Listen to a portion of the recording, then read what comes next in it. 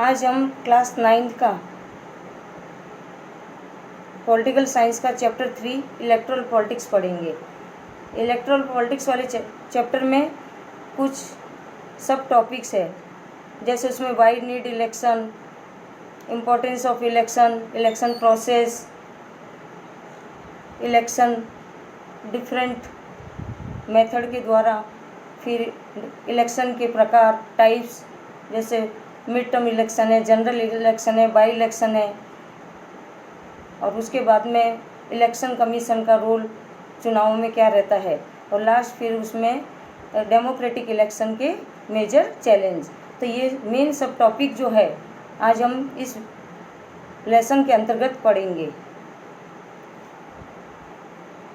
तो हमारा चैप्टर का नाम है इलेक्टोरल पॉलिटिक्स, चुनावी राजनीति। तो सबसे पहले हमें इलेक्टोरल पॉलिटिक्स क्या है वो शॉर्ट में समझ लेना ज़रूरी है। तो we already know what is politics, so let us study about electoral politics.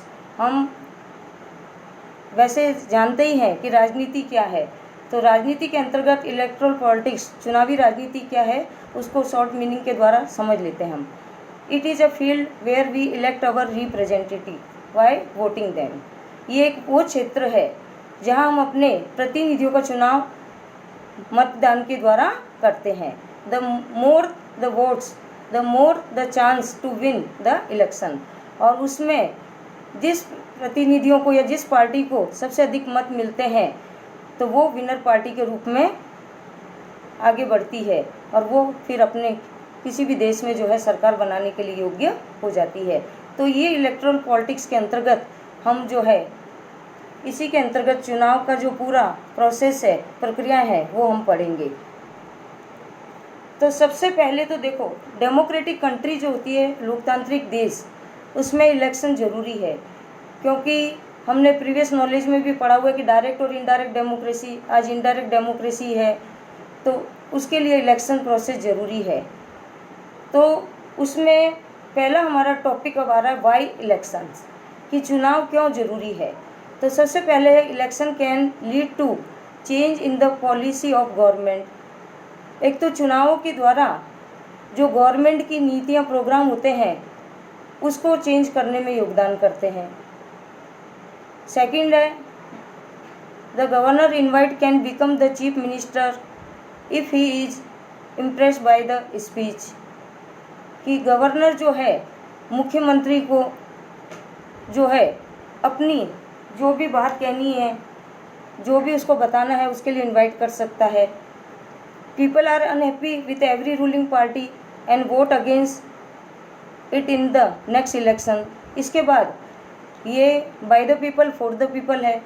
तो अगर जो प्रेजेंट गवर्नमेंट है उससे जो है जनता या सिटीजन अनहैप्पी है, नाखुश है उस रूलिंग पार्टी से, तो वो उसके अगेंस्ट आवाज़ उठाकर जो है नेक्स्ट इलेक्शन करके और जो है फिर से उस पार्टी के अगेंस्ट वोट करके वो नई गवर्नमेंट बनाने में योग्य हो सकते हैं। तो ये एक बहुत बड़ा फ़ायदा जो है इलेक्शन का हो जाता है डेमोक्रेटिक कंट्री में, कि पीपल प्रेजेंट गवर्नमेंट से खुश नहीं है, रूलिंग पार्टी से, तो वो नई गवर्नमेंट को इलेक्ट कर सकते हैं।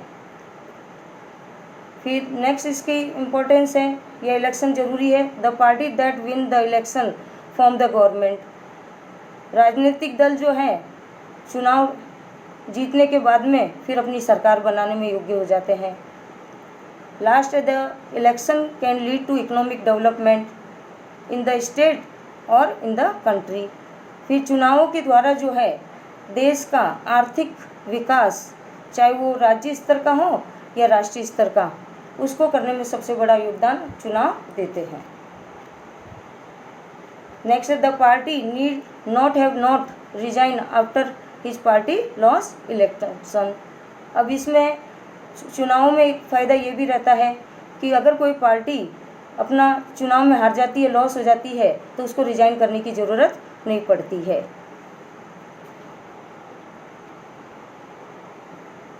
तो ये था कि वाई इलेक्शन। ये आपका फर्स्ट टॉपिक पे 5 मार्क्स का क्वेश्चन भी बनता है। अब सेकंड है why do we need elections, कि हमें चुनावों की क्यों ज़रूरत है।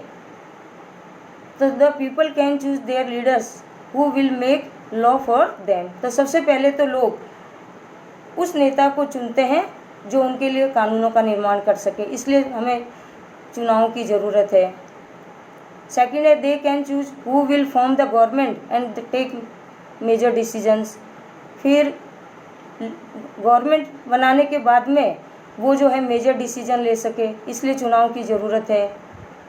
फिर थर्ड है party whose policy will guide the government and law making. और जो पॉलिटिकल पार्टी है वो पॉलिसी मेकिंग करती है, इसके अलावा कानून बनाती है, तो उसमें वो गाइड कर सकते हैं। A rule of the people is possible without any election if all the people can sit together every day and take all the decision. अब इस बिंदु में, इस पॉइंट में क्या है कि पूरी कंट्री के पीपल तो एक साथ डिसीजन में नहीं बैठ सकते, तो उनके बिहाव जो रिप्रेजेंटेटिव है वो उनके बिहाव जो है डिसीजन लेने में, निर्णय लेने में सफल हो सकते हैं। इसलिए हमें जो है चुनाव की ज़रूरत होती है। People can choose their representative at regular interval. इसके बाद है कि एक खास अंतराल में, रेगुलर इंटरवल मतलब 5 ईयर 6 ईयर का जो भी टेन्योर है हमारा चुनाव का, उसके द्वारा अपने प्रतिनिधि चुन सकते हैं और वो जिसे चाहे वोट देकर जो है सरकार बनाने के योग्य हो सकते हैं। अब what makes an election democratic, कि कौन से चुनाव जो है वो लोकतांत्रिक होते हैं।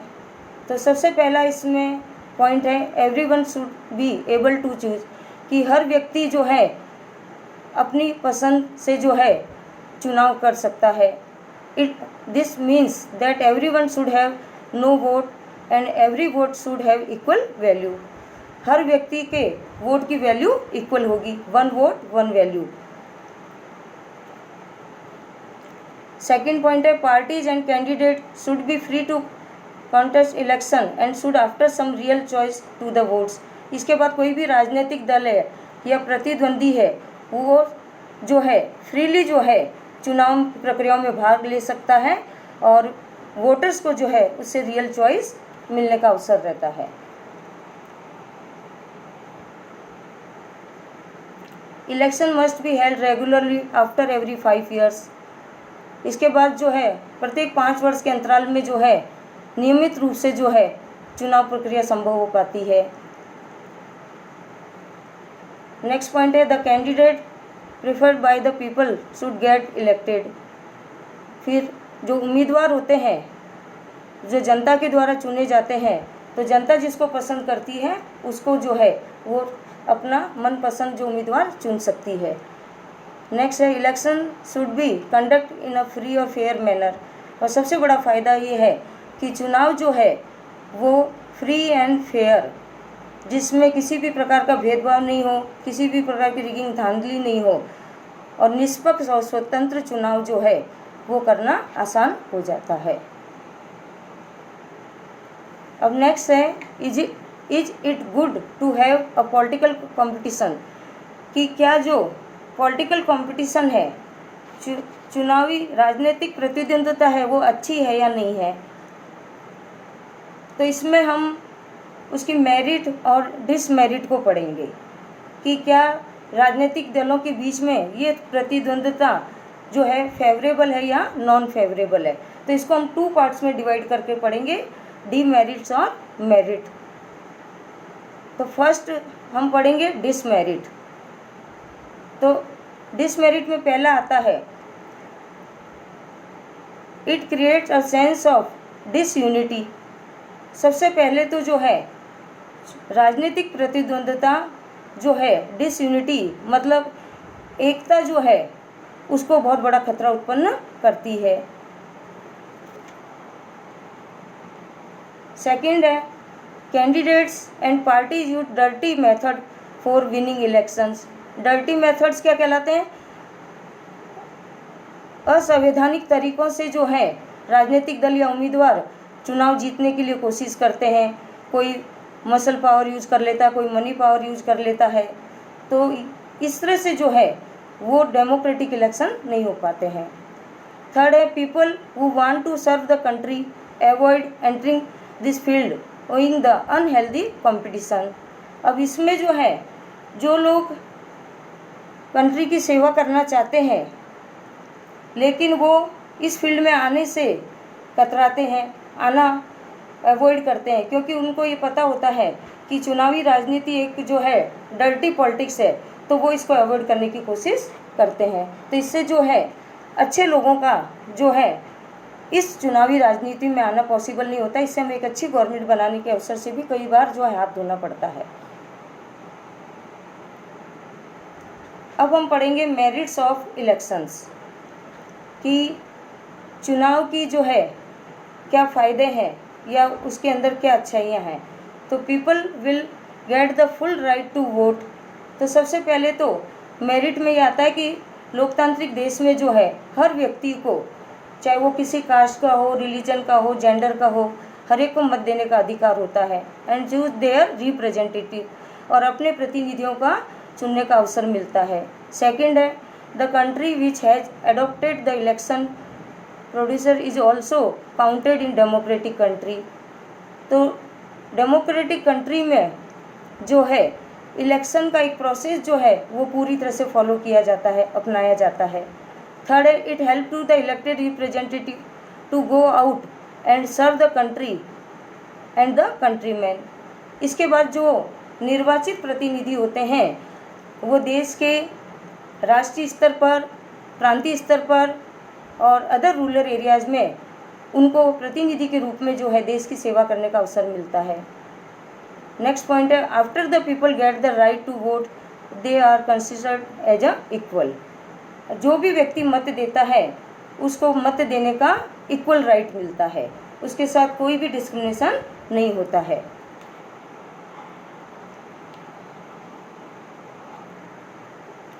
अब नेक्स्ट हम जो है, ये तो जनरल बातें हमने की इलेक्शन के बारे में। अब हम पढ़ेंगे what is our system of election, कि हमारे देश में डेमोक्रेटिक कंट्री में इलेक्शन का पूरी जो व्यवस्था या सिस्टम क्या है। तो पहले तो हम जो है इलेक्शन के टाइप्स पढ़ेंगे। सपोज कि लोकसभा एंड विधानसभा के इलेक्शन जो है are held in India every 5 years. ये हमारी कंट्री में लोकसभा का और स्टेट लेवल पर विधानसभा कॉन्स्टिट्यूशन असेंबली के जो इलेक्शन होते विधानसभा के जो इलेक्शन होते हैं वो एवरी 5 ईयर्स में होते हैं। तो 5 ईयर्स में लोकसभा के जो इलेक्शन होते हैं this is called general election. मतलब जो 5 ईयर कंप्लीट करके उसके आफ्टर इलेक्शन होते हैं उसको जनरल इलेक्शन कहते हैं। लेकिन दूसरे जो इलेक्शन होते हैं second type by elections. By election में क्या होता है कि certain election are conduct particular area owing to the death resignation of member. अगर किसी पर्टिकुलर एरिया में, किसी कॉन्स्टिट्यूएंसी में जो है किसी भी कैंडिडेट की MP MLA की डेथ हो जाती है, वार्ड मेंबर की डेथ होती है, या वो अपनी इच्छा से रेजिग्नेशन देता है, तो वो सीट जो है पर्टिकुलर टाइम के बाद में उसको फिलअप करना होता है। तो उसके लिए पर्टिकुलर 1 सीट या 2 सीट के लिए जो इलेक्शन होते हैं उसको बाई इलेक्शन के नाम से या उपचुनाव के नाम से जाना जाता है।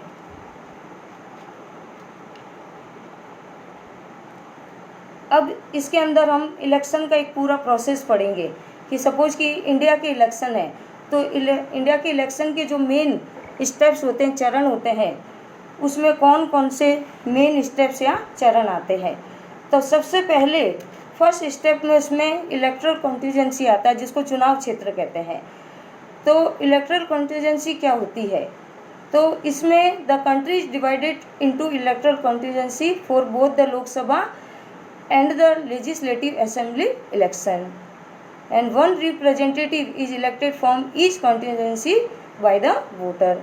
इसमें जो है सपोज कि लोकसभा के इलेक्शन होने हैं, तो लोकसभा के जो है 543 अगर मेंबर्स है, तो 543 मेंबर्स के लिए पूरी कंट्री को जो है 543 पार्ट में डिवाइड कर दिया जाता है, जिसको कॉन्स्टिट्यूएंसी या क्षेत्र कहा जाता है। और उससे फिर जो है रिप्रेजेंटेटिव को सेलेक्ट किया जाता है। और लोकसभा के लिए जो कॉन्स्टिट्यूएंसी से एक मेंबर इलेक्शन के लिए खड़ा होता है, उस रिप्रेजेंटेटिव को मेंबर ऑफ पार्लियामेंट और एमपी, शॉर्ट में इसको एमपी कहते हैं, और वह फुल इसका फॉर्म होता है मेंबर ऑफ पार्लियामेंट, और हिंदी में इसको सांसद कहते हैं। उसी प्रकार से अगर सपोज कि गुजरात स्टेट है, राजस्थान है, एमपी स्टेट है, वहाँ पर अगर विधानसभा के लिए इलेक्शन होने हैं तो वहाँ की पर्टिकुलर जितनी सीट होती है उतनी कॉन्स्टिट्यूंसी में स्टेट को डिवाइड कर दिया जाता है और उसके लिए इलेक्शन होते हैं। और स्टेट के लिए लेजिस्लेटिव असेंबली के लिए या विधानसभा के लिए इलेक्शन होते हैं, और वहाँ की कॉन्स्टिट्यूंसी से जो मेंबर इलेक्शन के लिए उम्मीदवार को हम चयन करते हैं उसको MLA, member of legislative assembly के नाम से जाना जाता है। तो ये 1 मार्क में शॉर्ट क्वेश्चन भी आ जाते हैं जिसमें एमपी का और एमएलए का शॉर्ट फॉर्म भी पूछ सकते हैं।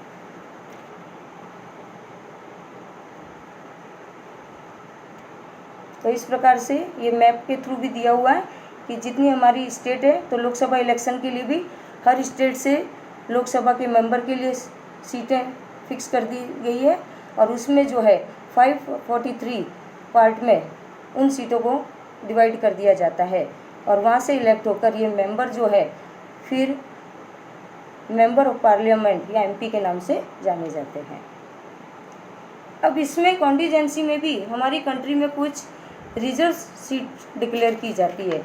तो रिजर्व कॉन्स्टिट्यूंसी क्या होती है वो हमें समझना है कि देखो, वैसे तो हमारी जो भी कॉन्स्टिट्यूंसी जैसे लोकसभा के लिए 543 सीट है, लेकिन उसमें पर्टिकुलर कुछ रिजर्व सीट होती है।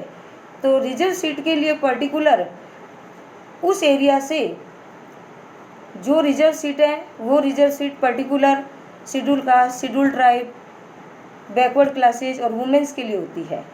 तो उसमें भी स्टेट का अलग क्राइटेरिया होता है और हमारे जो पार्लियामेंट के इलेक्शन होते हैं उनके लिए अलग एरिया होता है। तो लोकसभा के लिए सपोज कि हमारे इलेक्शन होते हैं तो लोकसभा के लिए उसका क्राइटेरिया अलग है, और उसमें अभी हम वुमेन रिजर्वेशन को नहीं इम्प्लीमेंट कर पाए हैं। तो वहाँ पर जो हमारे शेड्यूल कास्ट और शेड्यूल ट्राइब के लिए रिजर्व कॉन्टिजेंसी बनाई गई है। लेकिन जो हमारा स्टेट लेवल पर है, स्टेट लेवल पर अदर बैकवर्ड क्लासेस के लिए और पर्टिकुलर हमारा जो 3rd लेवल जो हमारी गवर्नमेंट आती है फेडरलिज्म में, संघवाद में, पंचायती राज सिस्टम में वुमेन्स के लिए जो है पर्टिकुलर जो है रिजर्व कॉन्टिजेंसी बनाई गई है, और उसमें 1/3 सीट दी और वो काफ़ी सक्सेस भी हो रही है। अब certain constituency are reserve for the people belonging to the schedule caste, SC and the scheduled tribe. This is called reserve contingency. In the Lok Sabha seat reserved for the scheduled caste and scheduled tribe are 79 and 41. तो इसमें schedule caste के लिए है 79 seat और schedule tribes के लिए 41 reserve की गई है, और जितनी पॉपुलेशन होती है उस पॉपुलेशन के हिसाब से फिर इसका चेंज भी होता रहता है। नेक्स्ट आता है state are reserve for the other backward classes as well, जो मैंने आपको पहले भी बताया कि स्टेट के अंदर जो है अदर बैकवर्ड क्लासेज के लिए जो है, जिसको OBC भी हम कहते हैं, उसके लिए भी सीट रिजर्व की गई है।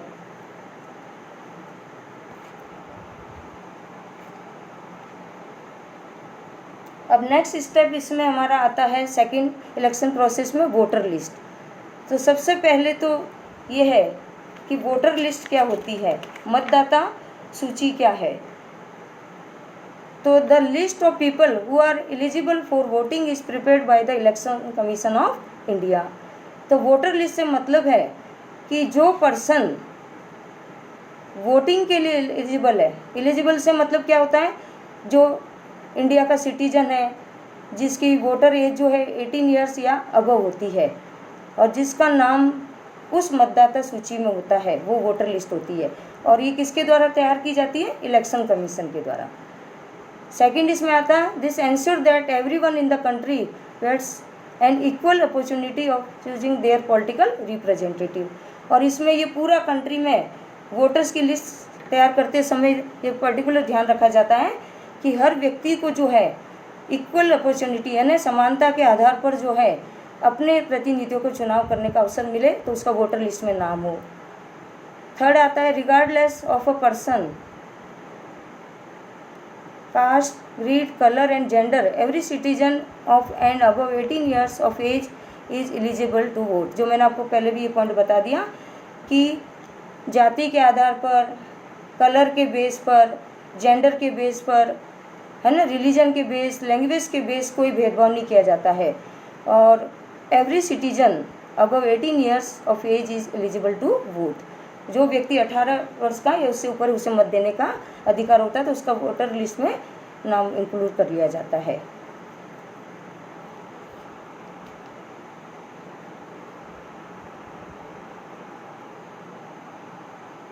थर्ड आता है स्टेप हमारा प्रोसेस में नॉमिनेशन ऑफ कैंडिडेट्स।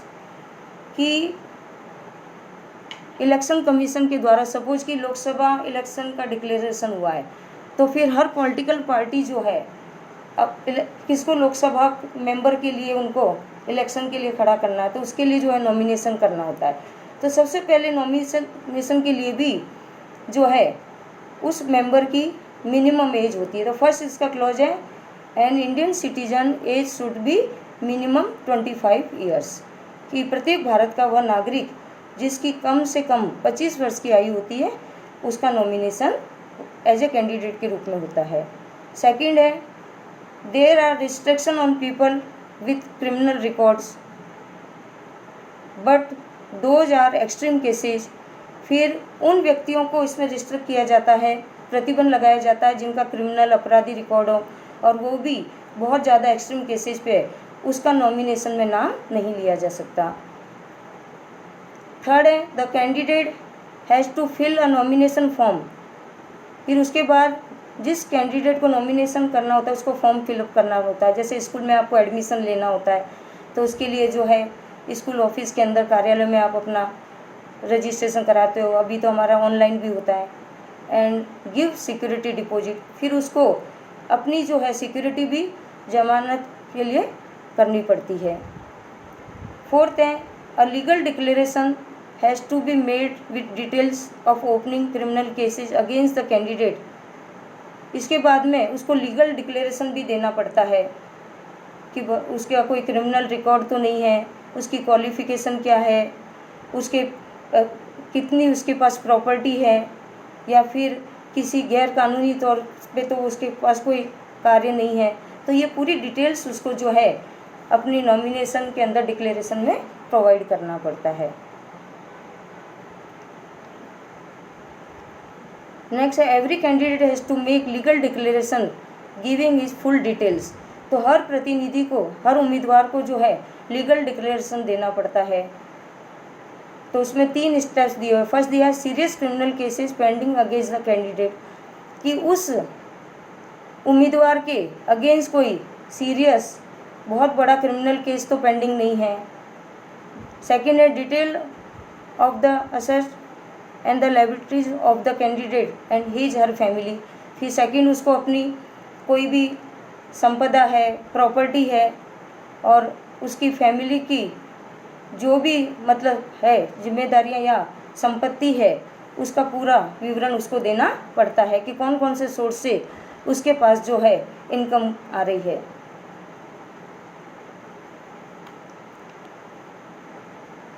थर्ड आता है education qualification of the candidate.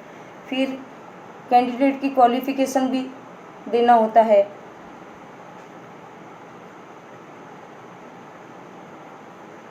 अब थर्ड स्टेप कंप्लीट होने के बाद में नेक्स्ट जो है हमारा प्रोसेस में जो काफ़ी महत्वपूर्ण भाग है इलेक्शन का, डेमोक्रेटिक इलेक्शन का, और वो स्टेप आता है इलेक्शन कैंपेन। इलेक्शन कैंपेन कहते हैं जिसके थ्रू कोई भी पॉलिटिकल पार्टी अपनी गवर्नमेंट बनाने के लिए, अपने कैंडिडेट को विनर करने के लिए या ज़्यादा से ज़्यादा उसकी पार्टी को जो है वोट्स मिल सके तो उसके लिए जो है जनता का, सिटीजन्स का फेवर लेने के लिए वो जो है चुनाव प्रचार करते हैं।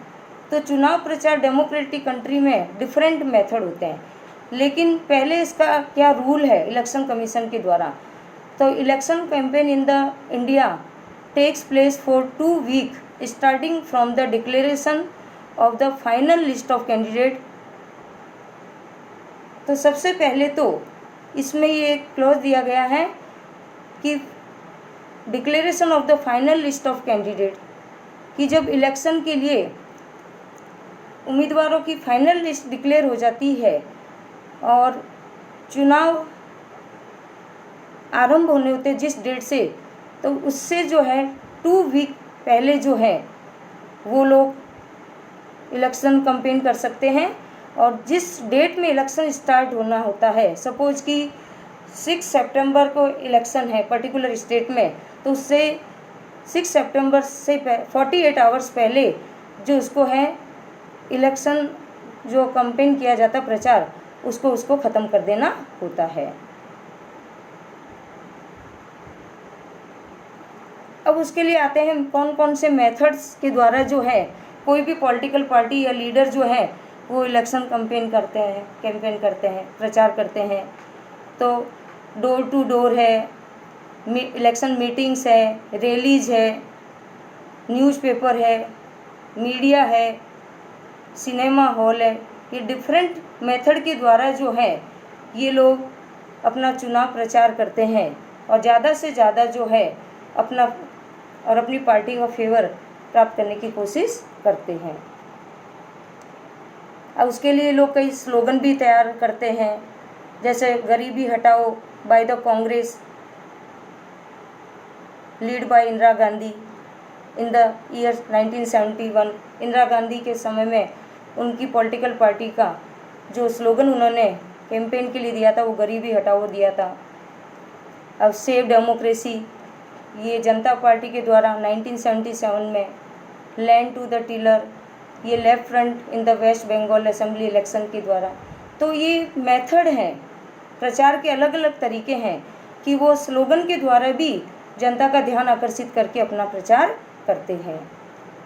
अब इसमें एक हमारा इलेक्शन कमीशन के द्वारा कोड ऑफ कंडक्ट भी दिया गया है और कुछ इसमें आचार संहिताएं या कुछ ऐसे रूल्स लगाए गए हैं कि जब कोई भी पार्टी या लीडर या कैंडिडेट अपना प्रचार करता है तो इलेक्शन प्रचार करते समय किन चीज़ों को उसे अवॉइड करना है। तो उसके लिए कुछ पॉइंट दिए हैं। एक तो bribe the voters, threaten the voters, कि एक तो वो मतदाता को जो है किसी भी प्रकार की फोर्स नहीं कर सकते हैं, उनको धमकी नहीं दे सकते हैं, घूस नहीं दे सकते हैं, प्रलोभन नहीं दे सकते हैं, वो अवॉइड करना पड़ता है।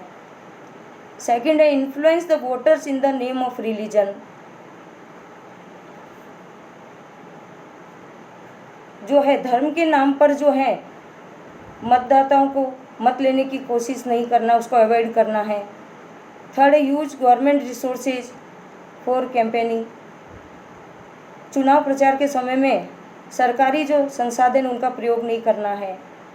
और नेक्स्ट इम्पोर्टेंट पॉइंट आता है, क्योंकि चुनाव प्रचारों में राजनीतिक दल, उम्मीदवार, लीडर्स बहुत ज़्यादा जो है एक्सपेंड करते हैं और उसके लिए फिर वो गलत तरीक़ों से उसको जो है प्राप्त करने की कोशिश करते हैं। इसलिए जो है इसके लिए एक नया अमेंडमेंट किया गया है, संशोधन, और उसके द्वारा एक लिमिट कर दी गई है।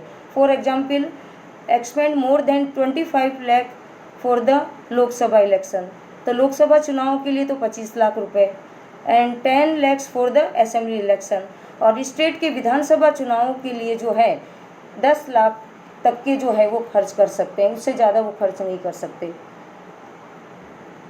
इसके बाद जो है hold election propaganda in the place of worship, चुनाव प्रचार के लिए जो है वो मंदिरों का, मस्जिद का, गिरजाघर का, जो भी पूजा स्थल उनका प्रयोग नहीं कर सकते।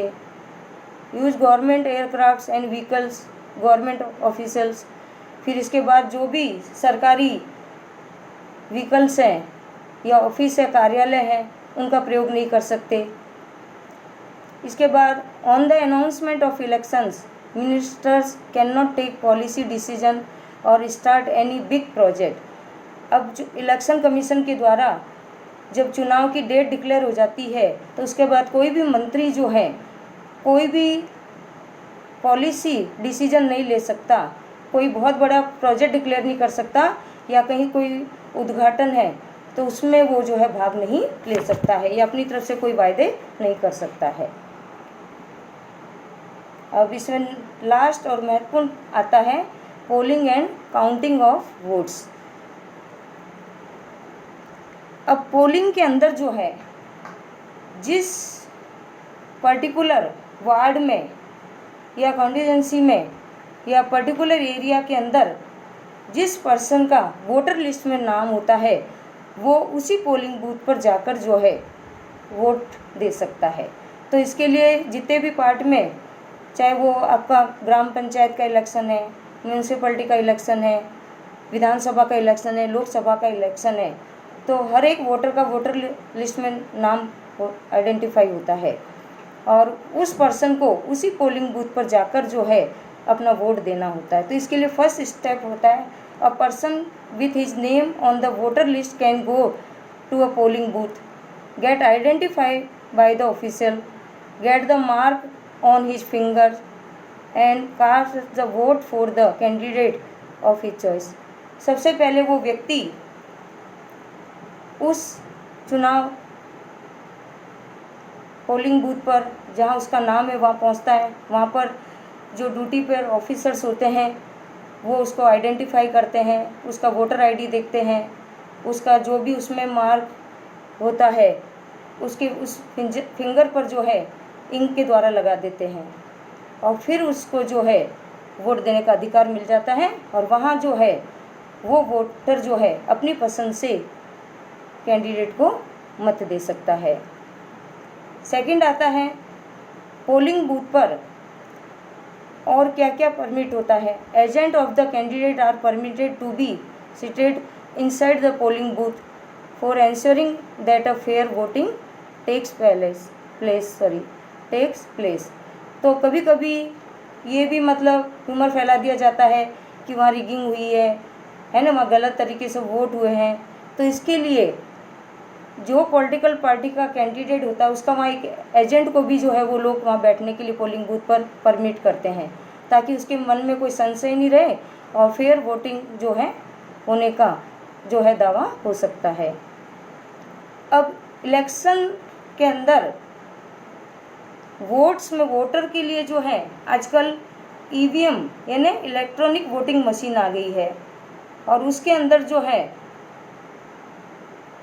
वोटर्स जो हैं इनसाइड में जाकर जो है उसमें अलग अलग कलर के अलग अलग पॉलिटिकल पार्टी के साथ बटन्स और वो उसके पहचान वो बने होते हैं, उस पर जो है जिस कैंडिडेट को उसको बीजेपी के कैंडिडेट को देना है, कांग्रेस को देना है, तो उसका वो जो है उसको बटन को दबाकर वो अपना जो है मत दे देता है।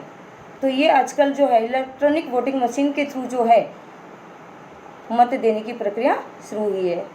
और जब ये कंप्लीट जो है, अब सपोज कि मॉर्निंग में 6 AM से वोटिंग शुरू हुई है तो 6 PM तक है और 6 PM तक वो उस क्यू के अंदर लाइन के अंदर जितने वोटर्स अगर हैं तो उन सबको जो है वोट देने का अधिकार मिलता है। और उसके बाद ये सारी ईवीएम मशीन जो है उनको सील पैक करके इसके जो हेडक्वार्टर्स होते हैं वहाँ प्रोवाइड कर दी जाती है। उसके बाद इलेक्शन कमीशन के द्वारा जो है काउंटिंग डे डिक्लेयर किया जाता है और सारी कंट्री के अंदर सपोज कि लोकसभा इलेक्शन है तो अलग अलग स्टेट में अलग अलग डेट होती है और कंप्लीट इलेक्शन होने के बाद में इलेक्शन कमीशन के द्वारा काउंटिंग डे डिक्लेयर किया जाता है और काउंटिंग डे के दिन जो है जो सारे जो है जो सेंटर बनाए जाते हैं वहाँ पर जो है फिर वोटिंग डे शुरू होता है। तो counting of votes begin after few days of election. तो चुनावों के कुछ दिन बाद जो है मतों की गणना की जाती है।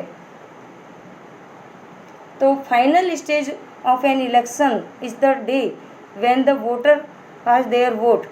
That day is usually called the election day। तो जिस दिन जो है वोट की गणना की जाती है वो इलेक्शन डे या मत डे कहलाता है।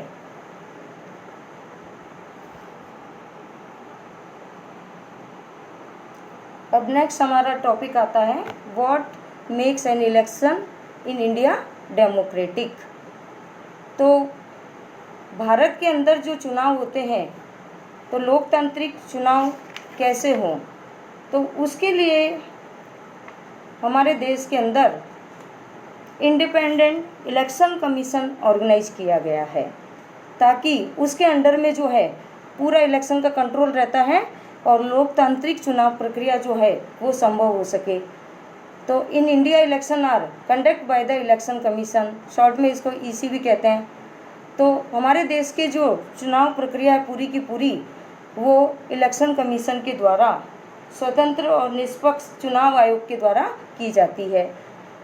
It is an autonomous body independent of any government control. ये स्वायत्त होते हैं, ये इंडिपेंडेंट होते हैं, स्वतंत्र होते हैं, किसी भी जो है सरकारी कंट्रोल में, नियंत्रण में नहीं होते हैं, इनके स्वयं के अपने डिसीजन होते हैं।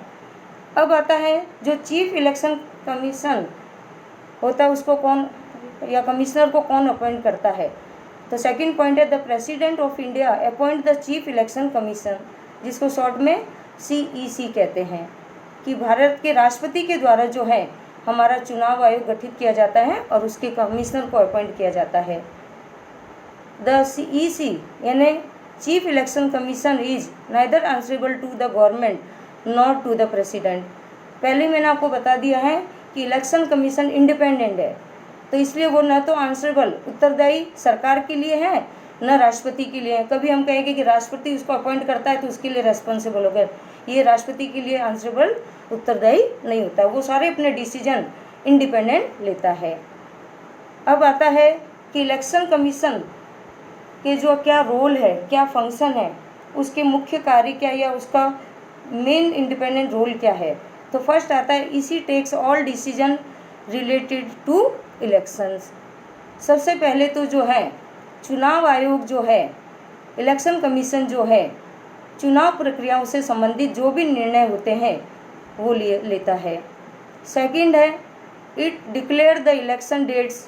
उसके बाद वो जो है सपोज कि देश के अंदर लोकसभा के इलेक्शन होने हैं तो उसकी डेट डिक्लेयर करता है, एंड ऑल्सो द रिजल्ट्स, और फिर उसके परिणामों को डिक्लेयर करता है। तो ये इलेक्शन कमीशन का सबसे मुख्य रोल है कि सबसे पहले तो उसको डिसीजन लेना है इलेक्शन से रिलेटेड, उसके बाद सेकंड उसका मुख्य जो रोल आता है फंक्शन वो डिक्लेरेशन ऑफ डेट। थर्ड आता है ऑल्सो द रिजल्ट्स, चुनाव होने के बाद उसके परिणामों की घोषणा करना। उसके बाद नेक्स्ट उसका जो रोल आता है the EC has the power of punishing those candidate parties who violate the code of conduct. उसके बाद इलेक्शन कमीशन का मुख्य रोल क्या हो जाता है, इलेक्शन के समय में कंप्लेन आती है या और भी कहीं अगर शिकायतें आती है पर्टिकुलर किसी वार्ड के इलेक्शन में, तो चुनाव आयोग को ये पूरी स्वतंत्रता है, ये पूरा अधिकार है कि वो पर्टिकुलर उस कैंडिडेट के बारे में उसको अगर पता चल जाता है कि उस पार्टी के द्वारा या उस कैंडिडेट के द्वारा कोई रिगिंग धांधली की गई है या कोड ऑफ कंडक्ट का उसने नियमों का पालन नहीं किया है, तो उसके अगेंस्ट वो डिसीजन ले सकता है। नेक्स्ट है during election the EC set guidelines for the government. Election के समय में जो है चुनाव आयोग सरकार के लिए भी एक गाइडलाइन डिक्लेयर करता है। किस लिए करता है, so that government power are not misuse for winning election. इसलिए वो गाइडलाइन डिक्लेयर कर देता है, आचार संहिता जिसको हम कोड ऑफ कंडक्ट भी कहते हैं, कि उसकी वजह से जो है सरकार इलेक्शन जीतने के लिए जो है गलत तरीकों को अपनाने की कोशिश नहीं करे। अब नेक्स्ट आता है पॉपुलेशन पार्टिसिपेशन। पॉपुलर पार्टिसिपेशन का अर्थ होता है कि आज वर्ल्ड में है या इंडिया में जो है जो पीपल है उनका चुनावों में कितना पार्टिसिपेशन या भागीदारी है। तो इसमें अलग अलग कंट्री के हम 2-3 एग्जाम्पल्स को पढ़ेंगे कि धीरे धीरे जो है voters turn out figures, voters के जो फिगर्स आज हमें मिल रहे हैं सर्वे करने पर, वो किसी किसी कंट्री में स्टेबल है, किसी किसी कंट्री में इंक्रीज हो रहे हैं, किसी किसी कंट्री में डिक्रीज हो रहे हैं। तो इससे क्या पता चल रहा है कि लोगों का जो भागीदारी है, पार्टिसिपेशन, अब लोगों का जो है वोट देने में कहीं इंटरेस्ट कम हो रहा है। तो सबसे पहला एग्जाम्पल हम पढ़ेंगे कि North America and Europe where the turnout has decline over the last 50 years. Last 50 years में अगर हम सर्वे रिकॉर्ड देखें तो नॉर्थ अमेरिका, यूरोप के अंदर जो है लोगों का पार्टिसिपेशन कम हो रहा है। लेकिन the figure for India either stable और इंक्रीज, लेकिन इंडिया के अंदर जो है पार्टिसिपेशन या तो वैसा का वैसा स्तर है या इंक्रीज हो रहा है, मतलब उसमें वृद्धि हो रही है। सेकंड, पार्टिसिपेशन को कंपेयर करके देखते हैं तो compare to the USA where the richer and the white people vote the most. USA के अंदर जो रिच पीपल हैं और जो वाइट कम्युनिटी है वो ज़्यादा वोट देते हैं, लेकिन in the India the majority of the voters are the poor. भारत के अंदर मेजोरिटी वोटर्स कौन है? पुअर, गरीब है। Second, under privilege and the illiterate people.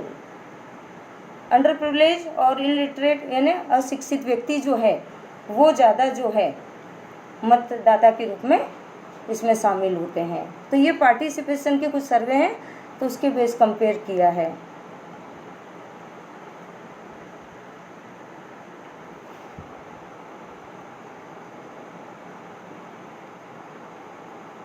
अब लास्ट इसमें हमारा टॉपिक आता है challenge to free and fair election,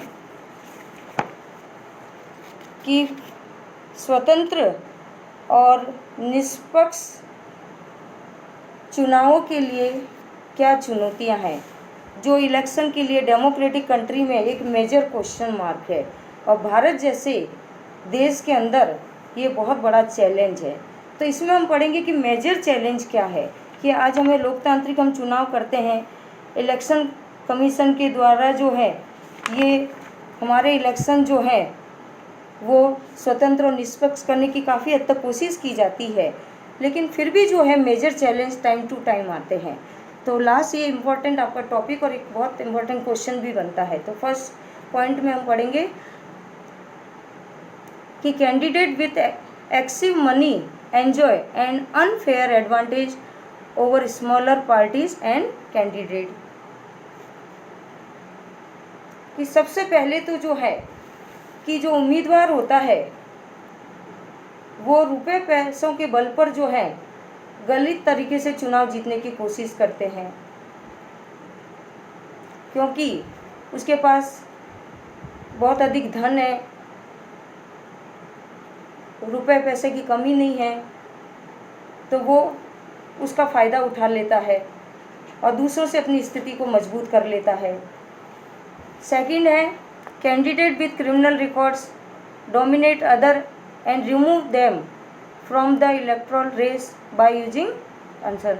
second इसमें आता है कि candidate with criminal records dominate, कुछ क्षेत्रों के अंदर आपराधिक पृष्ठभूमि और उससे संबंध रखने वाले उम्मीदवार दूसरों को चुनाव मैदान से बाहर करने और बड़ी पार्टियों को टिकट पाने में सफल होने लगते हैं, कि वो क्रिमिनल स्टेप्स लेकर और जो है अपने उम्मीदवारों को जो है टिकट दिलाकर और पार्टी टिकट देकर जो है चुनाव लड़ने के लिए उनको आगे कर देते हैं। तो क्रिमिनल रिकॉर्ड के द्वारा या क्रिमिनल स्टेप्स लेकर जो है आज हमारे फ्री और फेयर इलेक्शन के बीच में एक बहुत बड़ा जो है ये चैलेंज आ जाता है कि क्राइम स्टेप्स लेकर वो सक्सेस भी हो जाती है वो पॉलिटिकल पार्टी। थर्ड आता है some political parties are dominate by the families. ये हमारे देश में काफ़ी हद तक हो जाता है कि अधिकतर राजनीतिक दल जो हैं अपने परिवार के रिश्तेदारों को जो है आसानी से टिकट दिला देते हैं, जैसे रिलेटिव्स हैं, फैमिली मेम्बर्स हैं, और उनको जो है कैंडिडेट के रूप में लोकसभा, विधानसभा या अदर कोई भी इलेक्शन होते हैं उसमें उनको जो है पार्टिसिपेट करने के लिए उनको अवसर मिल जाता है, जिससे दूसरे व्यक्तियों को जो योग्य हैं, एबल है, उनको इसमें इलेक्शन में पार्टिसिपेट करने का अवसर नहीं मिलता है। नेक्स्ट आता है small party suffer huge setbacks as compare to the big parties. फिर इसके अंदर इन मेथड के द्वारा जो बिग पार्टीज होती है वो इतना ज़्यादा उसमें हावी हो जाती है, इतनी पावरफुल हो जाती है कि उसकी वजह से जो निर्दलीय उम्मीदवार होते हैं या स्मॉल पार्टीज होती है उनको काफ़ी परेशानियां उठानी पड़ती है और उनको जो है इलेक्शन में विनर पार्टी के रूप में आगे बढ़ने का अवसर नहीं मिलता है। तो ये डिफरेंट जो है चैलेंज है आज हमारे देश के अंदर फ्री और फेयर इलेक्शन के लिए है। काफ़ी हद तक कोशिश भी की जाती है, फिर भी इन चैलेंज को टाइम टू टाइम हमें फेस करना पड़ता है।